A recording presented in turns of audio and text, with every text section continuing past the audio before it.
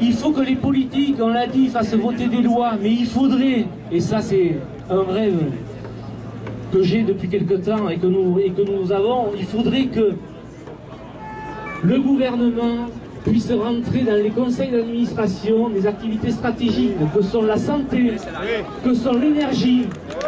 En 1981, Rhône Poulet a été nationalisé. Il faudrait que ça recommence parce qu'il n'y a que là qu'on peut agir. Alors messieurs les politiques, aidez-nous.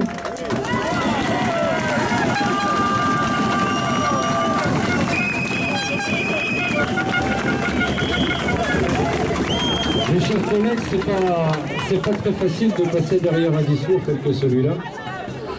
Je vous apporte le salut fraternel de l'ensemble des élus et mandatés Force ouvrière de toutes les activités du groupe, quelles qu'elles soient. Depuis le 5 juillet, annonce des restructurations au niveau de la recherche, au niveau des vaccins, au niveau des fonctions support. Un certain nombre de salariés dont vous êtes ont passé des vacances quelque peu difficiles. Depuis l'arrivée aux commandes de Chris Viparer, c'est quelque chose comme 4000 suppressions de postes qui se sont déroulées.